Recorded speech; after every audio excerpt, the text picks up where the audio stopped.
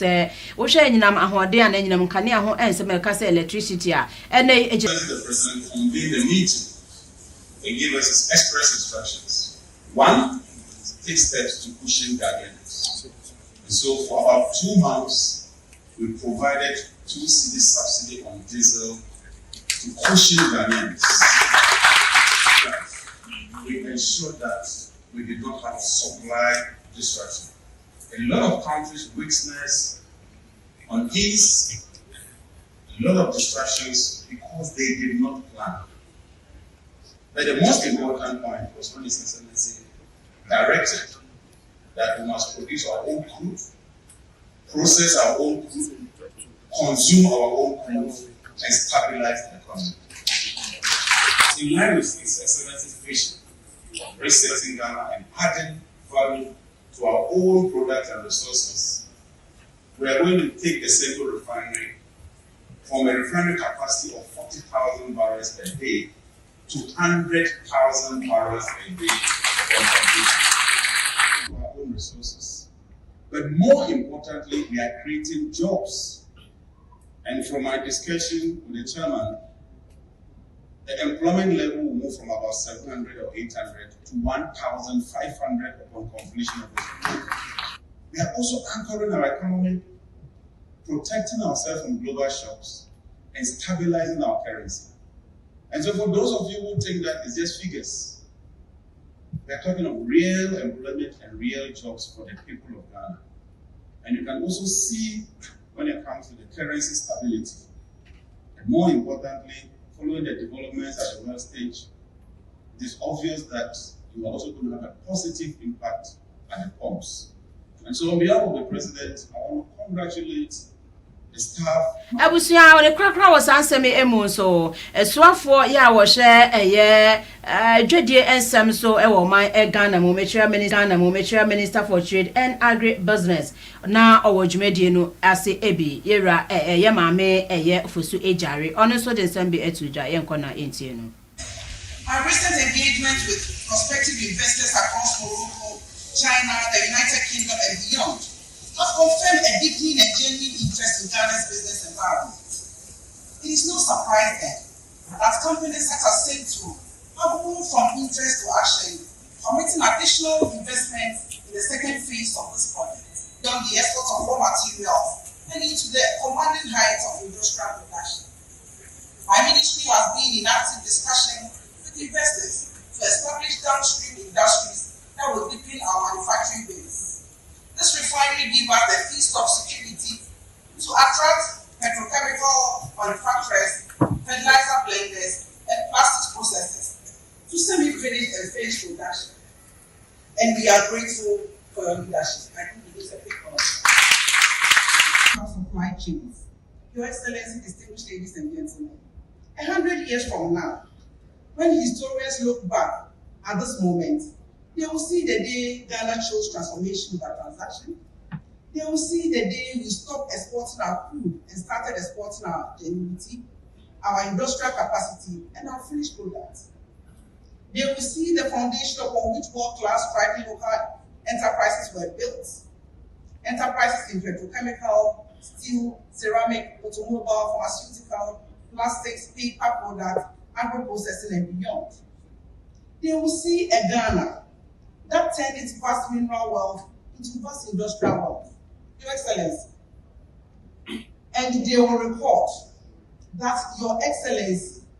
began a question you asked and an answer you channeled into force.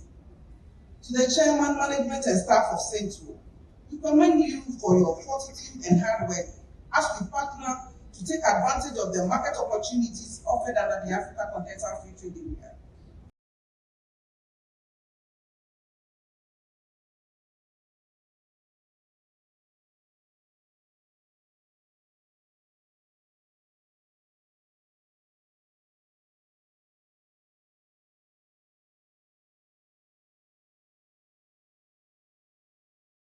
Ebusihawo ensem fufro emuno. The office of the Attorney General. The Ababetudja. Yera entry boysiako na achese Bernard Entry Boesiako Asante Mantemu titine ni dima NPP Amanyoko no chema wuntumi na obia edi animu no ne nsem ya galamse hu ensemsem Samra Boy ensem emu no enei enimina nim se asem na ekokopie mu court ene court no aka ho nsem na akwakopim se July 3rd was se wo mu ebua asem no na enu anso eno ne lawyer ni yera apia kubi wono aja asem ni mu ede ato nti na ehu ahia se wose otuanso enya counsel foforo na lawyer foforo na eno na lawyer Samuel ata achia aso asem ni mu na woso mu no na chese ehu ahia se wose otumi hu ba bia wo lawyer apia kubi edi free a eni ba bia wa bedu ni ba bia okro ni science no or request ye ananso se wachiro ese enka omo postpone judgment ya July 3rd wonum ede eba no womo entu enfan shed da se ne be ya ono so betumi enya akwanya na wetumi ahhehye nkrata emu hu nsem no ba bia wo maduru eni ba bia afi wono so ede be kwa koduro na sa postponement a wosre ya na se deferment no na chese Attorney General Echira almost enyina so bia enim request for deferment no lacking merit just say any enyina so enchese emunna ho any say lawyer Pia Kubi ese wonya adwuma ne bio na yenyina so cry tincha obia ni edi sansam ye chi cry ni baby efiri ni baby akosie ni baby ekro entinka ono no nso no wasa at least otumi hu asem ni mu so lawyer ni die anye sanso mpo no a enka lawyer Pia Kubi enchrechere no onfa na chinja no nkrata sele de ka ho nyina no nye no ase one ne betena ase na nka wode no afa ne nyina mu amante ase atumi aye adwuma na se wa ma emba ne sa na se enei wo ba na wo se wase omo atumi ema ana court registry no na wohia ansa na afi no watumi ehu baabi a wodi asem no efiri akwa na chese entwa yie ne science no letter no ekokopie mu ewo de attorney general ne office no eno na senior state attorney Nana Amaporempe wono ejina 13 paragraph affidavit no eno ejina so a ene no ya wada odijina so a wo bo ensem na na so mo bo ensem no edi atu agu kire se enya de a yera Samuel atachia na disredi ana na request a wo request no enya de betumi abemusa nti se be ya onko ne nchi na woni lawyer Pia Kubi nkotena se na ba bia omudi esiye no ono so entoa so emfa emfiri ho eno echi no operation recover all loot ora no omo so kochrocho de bo wo mo Facebook and okoho no ma na chese sanse me wo se wutumi enya no ewo ho enti ese lawyer atachia epe bibie hu ana ope asem bi ate a on deal directly with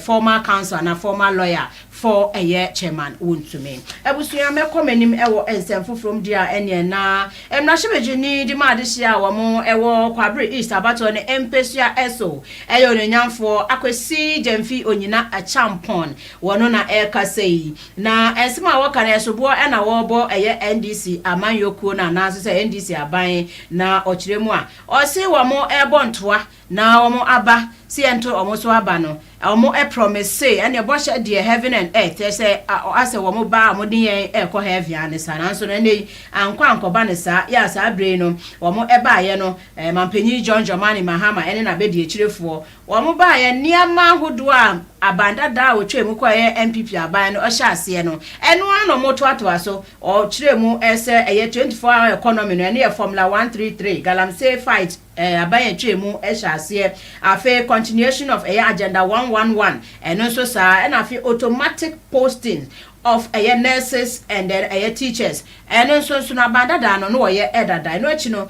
koko bo so ya ye tumu anaso abetumu so no and also na ban no ne dada abanda da twemu dada nti we no enso so ye be pa ene wo mu ye nko na entie no. NDC in the campaign used some of these circumstances globally ya ma Ghana ye kwa ahuchiri mu no edi ye campaign bibritia ye gina so promise a lot, and so they've backtracked on almost all the things they promised. 24-hour economy Formula 133 our hinfa cocoa farmers I see beto omo esika mu boom na omo fili papa bi obi a only cocoa farm and the copas as a kodo cocoa no and they are crying. Cashew farmers now they are crying. Agenda 111 president promise say ye to abama na wo agenda 111 wo kurom bi a yensi wie ya usuru say yensi no oba beto aso wie ni nyina ene we agenda 111 we are struggling. Even the ones that about 98% complete are ye be operationalizing no ene akenwure maferi, and we are fighting about it. After 1.5 years, I see automatic posting of teachers and nurses away. It's not there. Now we are struggling.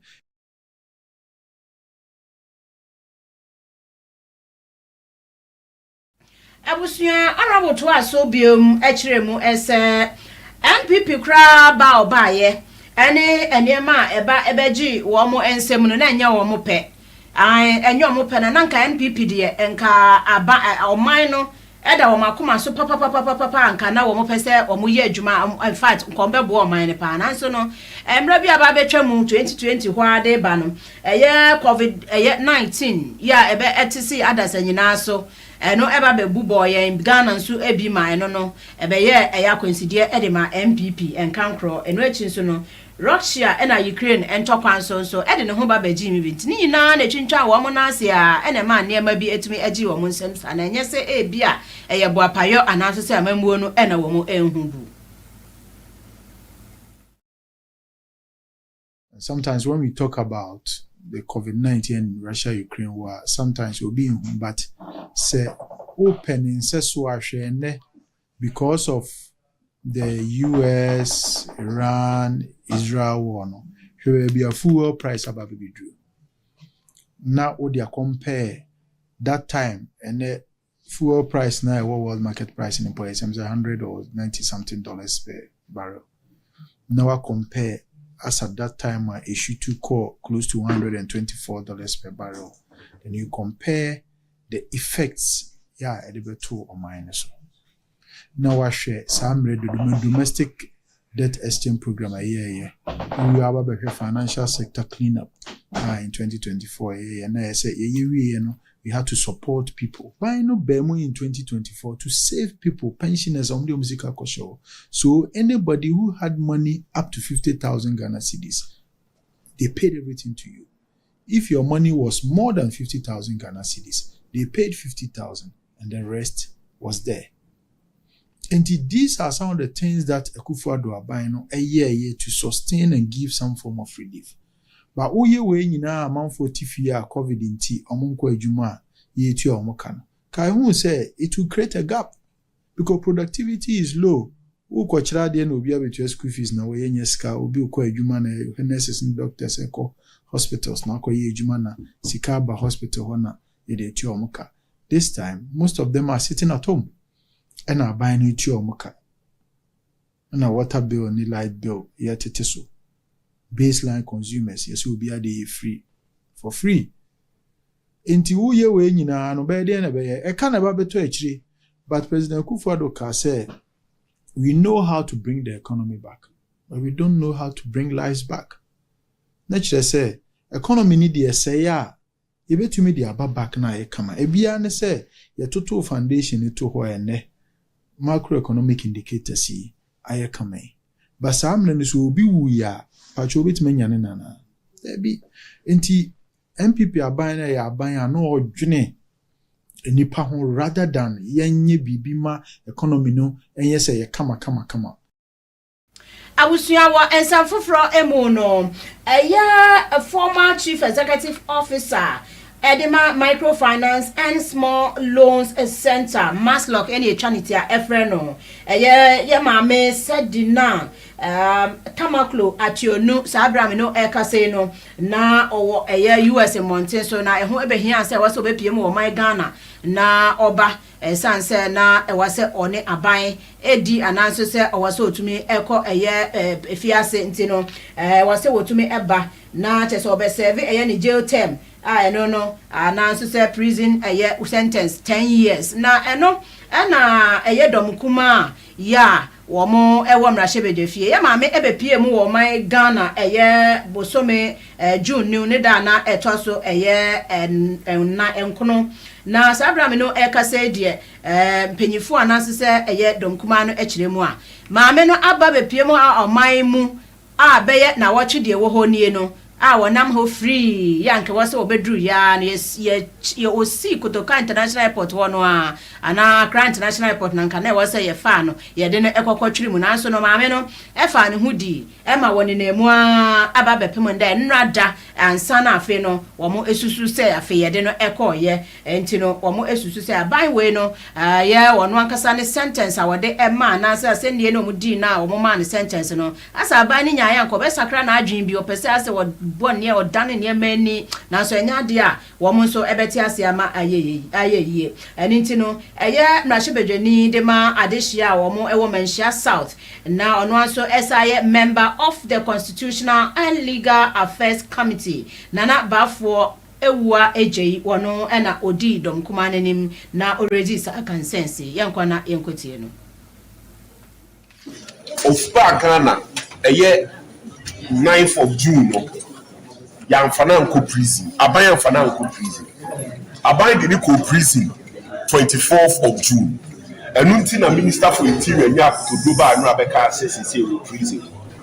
say ye ni baby owo baby a prison medium facility a ye de marko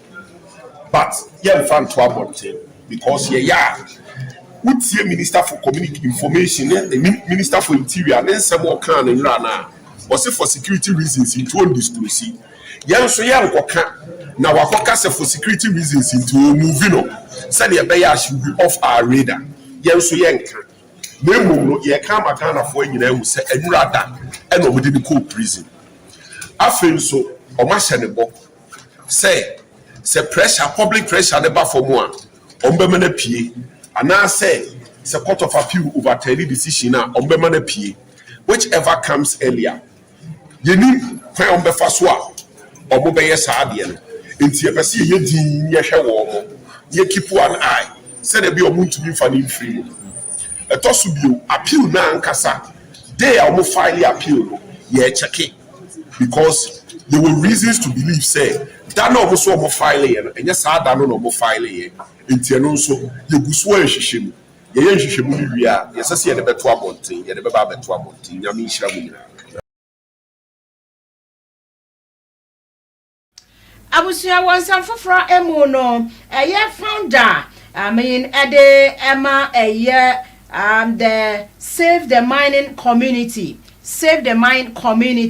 na chese eye Andrews Kwame Prem wono na eka sei na ensema wo kan nyina wo bra ya wono roll out a Save the Mining Community Initiative no ensema no eka nyina no o kire se galamse no se yese be koni etu ase de a ene so called big men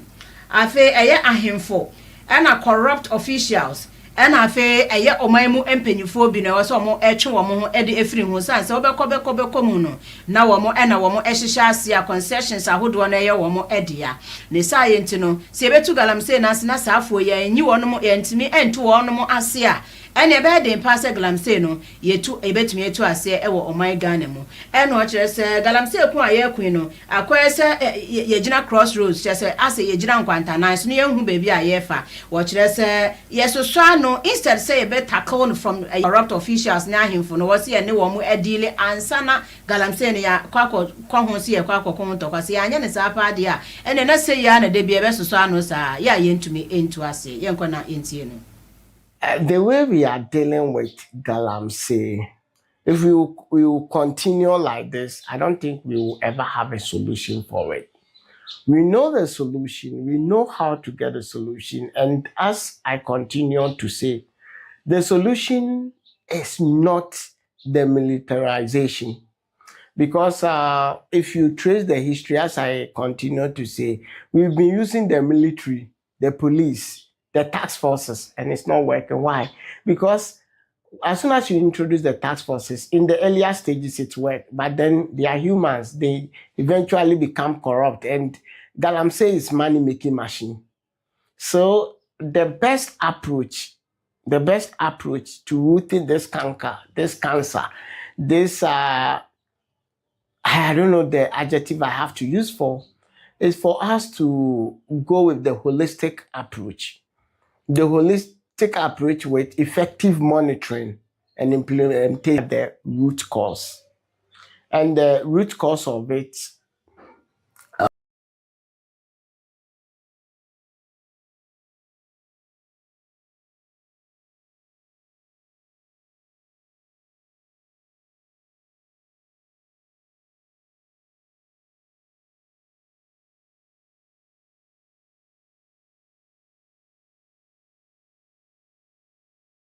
and beneath is for us, and so we have to take it out.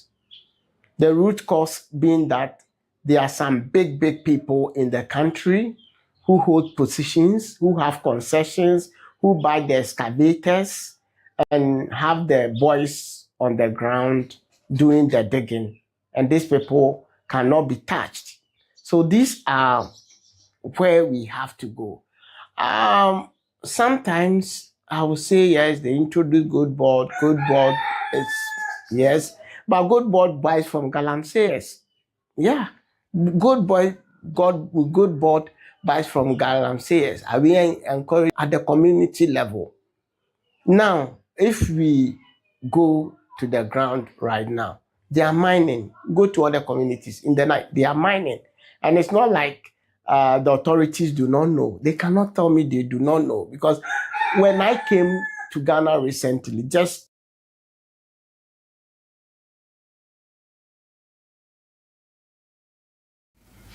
abusua me gyina nsɛm wɔ so ahome kaseɛ no so agya aboafo nkrato madam meba meto ansɛm ne so ama mo.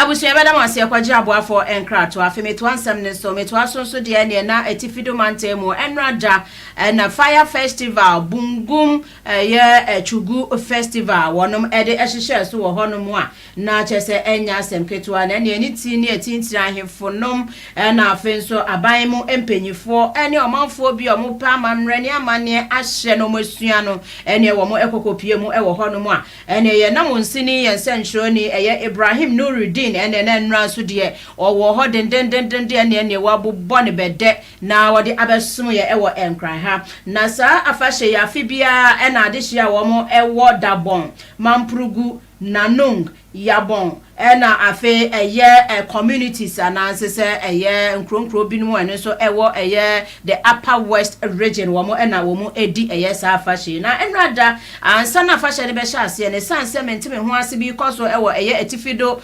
mantemu ho ntino enam so ma warnings binum kokokoko ese womo enya hye yie na bambo ho nsem no engina eye ne nan so brane na womo de osie ye oyo di afahye ne kama ya yantimeti anansa maka obia ewo ho na wabra adwumadie no koswa na ekọ na wieye no regent of Bimbila Nyilibungu na Yakubu Andani Dasana ono asida piesie pa ema wo mo ba ye efri echichiri mbeche ye nyina ne wo mo hwabu ama adwumadie ne koswa nyina ese wo mo etie afutuo na omoma bambo ho nsem ehia ye na afenso no omo ehye ne nsonso ye nkọ na entie no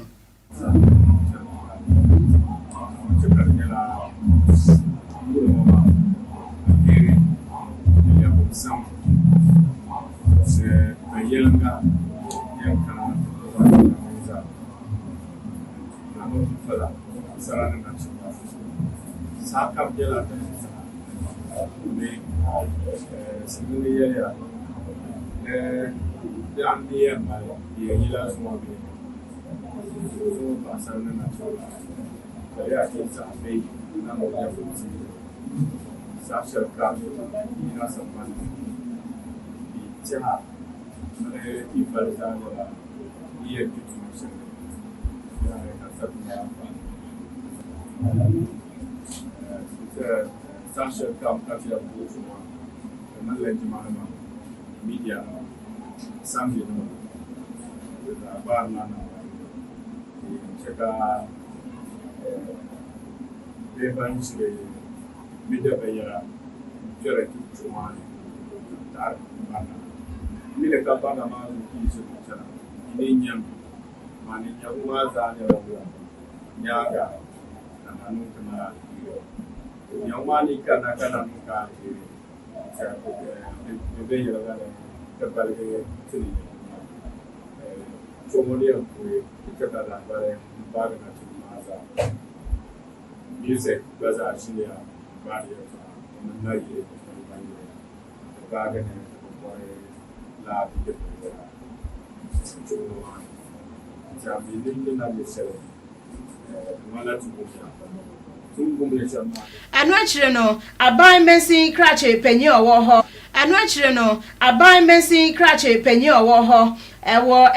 na number north Honorable Hamza Abdul Somed enso ede ensembi esuja yenkona entie no reference to last year fire festival number north recorded one incident of death that one casualty. In fact, we had cautioned the youth, cautioned the chiefs, cautioned the imams, and everybody. They had listened last year. They listened, but the compliance was a second year student. This year we started very early, where we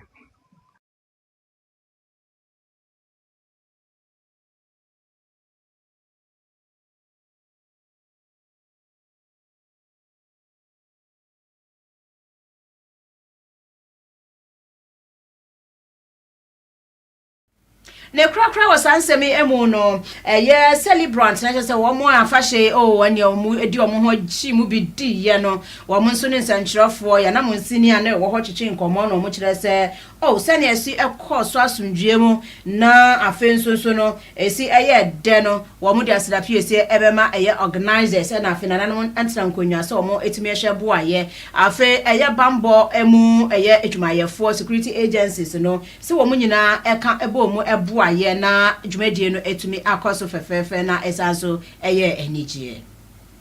kura tsaadi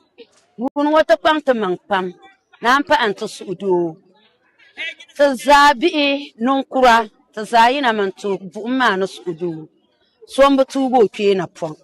so bo kui larwon kunyele no supialle katanan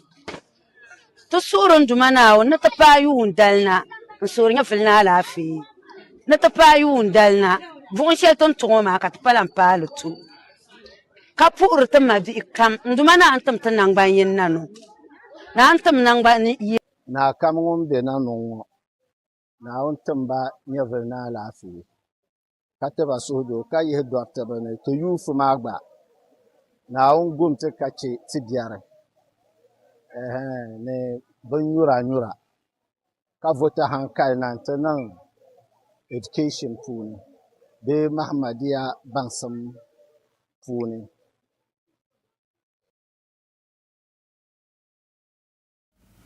Abusua wansa foforo emono Perfect Star Media Production wamo third edition of a year wamo a flagship academic competition bia wamo etaye we na eya prince so a ya school eba ye no wamo edi se adwumade we na Perfect Series Basic Schools Assessment Competition no ekọ so ewo eya enkran hanom a ya Ghana's Basic Schools ahodo ewo nkran hade wamo ho agi mu bi ene na kire de wunim na kire obobre ene nya asem to academic excellence and ani nyina enko ewie kire no wonom ehhehye ne science no schools ahodo bi enom ede wo ho ekogi mu adwumadie no ye the Accra Academy na wonom host ya na so se ekoso na schools bi a womo de womo ho agi mu ebie eye Mamprobi Salvation Army Basic Schools A and B, Bishop Bowers, Latebio Okoshi, Good Shepherd Methodist School Ablekuma, St. Teresa's, North Kaneshi, New Hope School, Kolebu,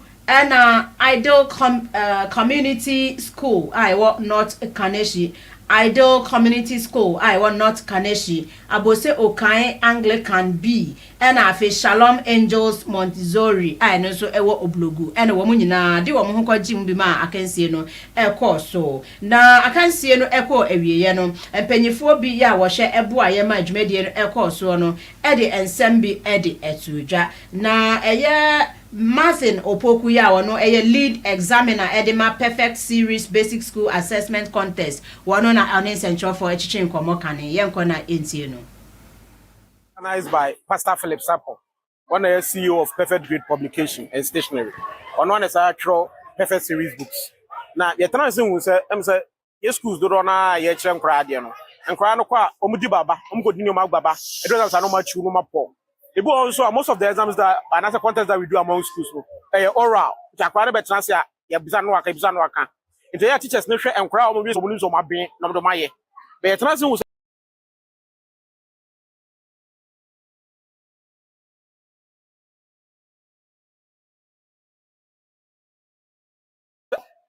General, I don't know the main idea behind this contest. In Timkrano,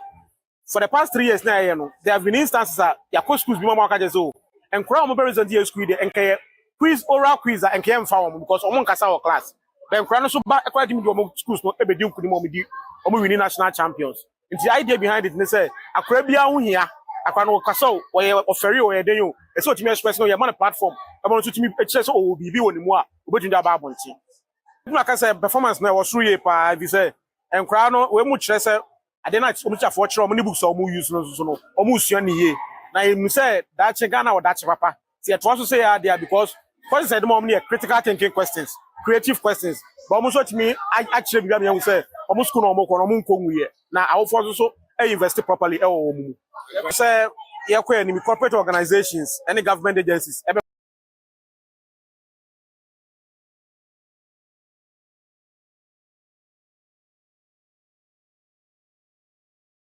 corporate bodies say omomra on board no meboae na media for so mo na me cover my lentimi nkofa you know teachers ahodo bi aya wo nso kopie mu dwumedie na ase na afen so mofra school mofra ni bi nso ene sentrafo hwehwe enkomo na efutuo ko edema yawofo no se omoma enkoda no adesua ho entimi ehia wo mo pa na nkra no epon school bedru fia na chese ensan ye teacher fo nko adwuma no so mo kire mofra na de ombe fia awofo nso yo mafemu de emwa na enkoda no adesua no entimi enkoso enfama omo afen so no omo emfasika nhye omo emofra no adesua mu na betumi aboa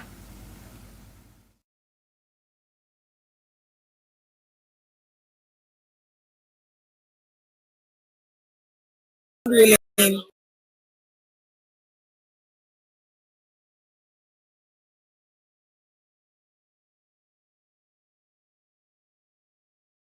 competitive. Also,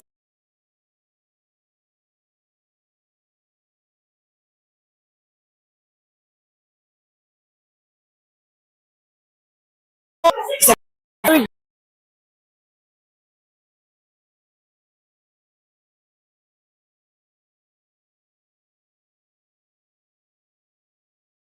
it's not every time that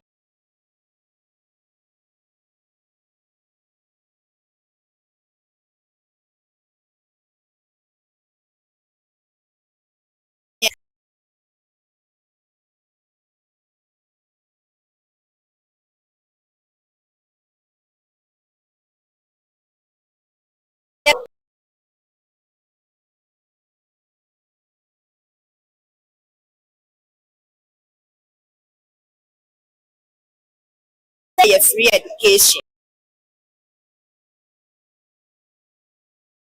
abusu enfa fisem no ensia na menko amanfo amaso tew yenkohwe de ekoso ewo honso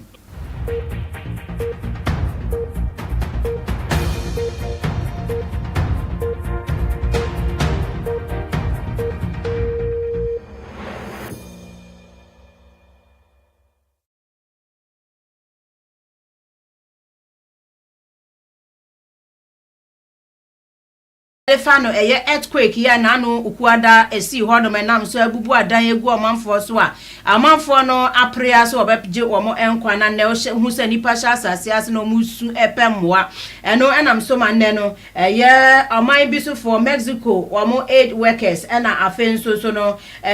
onkofo afofra na aman afofro bi nso akwa ho ebi international rescue team akwa ho bi masabre no Swiss rescuers nso akwa ho ama womo aboa na ne omkofo mu etumi eyi womo no defto no arise eko 589 na kai 164 and 589 ya womo mo prapre mo den so no ene omo so akwakodu 2980 ya akwaye arehosempa na acting president Delcy Rodriguez enso